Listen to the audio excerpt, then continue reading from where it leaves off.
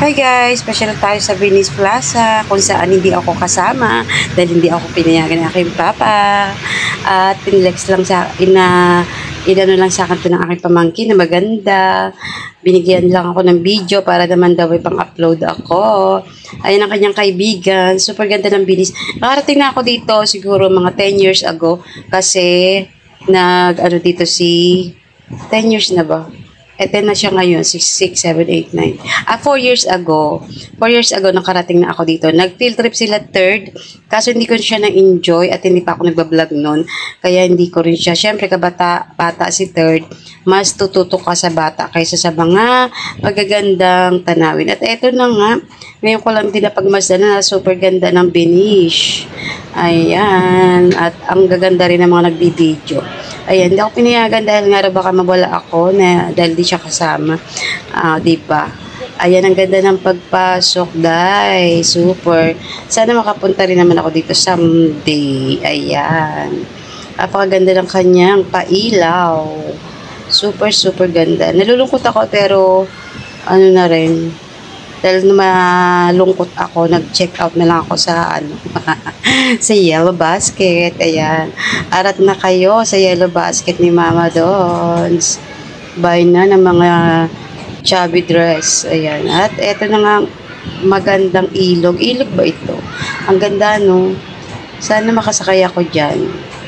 Hindi kami sumakay kasi nga napaka ni third, no? Napakakulit. Ayan, pagpasa na lang ang Venice Plaza. Super ganda. At kaunti lang din naman yung na video dahil syempre magpo-post din naman sila. Kabilin-bilinan ko ang ibibigay niya sa akin na yung hindi niya ipo-post sa FB niya at sa ibang social media. At hindi lang yan ang pinasyalan nila, dapat may papasyalan pa. At doon nga din ako kasama. Papasyal pa sana kami dito sa Korean Lantern na kung saan ay napakaganda din na sana ay kilig to the bone si Mama D. Kaya lang ay sawing palad si Mama D hindi nakasama. Kaya naman, ayan, binigyan na lang tayo ng konting video. Ayan, super ganda ng lantern ng Korean. Ayan, tas meron pang mga, dyan, activities daw. Kaya nga, dapat ay isasama ako. Kaya lang, ayan nga, hindi tayo napayagan. Kaya, ayan, video-video na lang.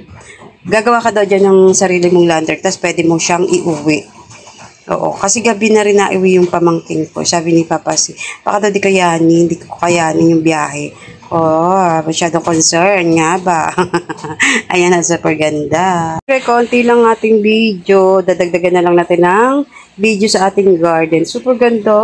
Makakairit. Sana nandiyan ako. Ayan, super saya ng ating mga halaman. Pero, yung ibang cactus natin, buti hindi sana malusaw. At ayan, gabi, nung ako nagbidal, super lakas ng ulan. Ayan, baha-baha na nga din. Pero, kung yung dating bagyo, ay hindi kami pinasok ngayon. Dati kasi pinasok kami. 2 years na kami pinapasok sa loob. Pero ngayon ay hindi. Sana ay hindi nga. Ay medyo mataas na sa labas. At ito yung ginawa nating air plant. Sipag mamulaklak ng ating asteria. Nawala-wala na ang baha. Yung si Ben. Ayan. Ang niya, ang bisa niya. Kasi wala na yung mga puti-puti. Tapos saka si Laggam, nawala. Tapos itong ating, bigay ni Ate Joy. Namulaklak na ulit. Ay po. Maulan pa din, guys. Super maulan pa din. Ito ang ating spider plant. Masaya siya.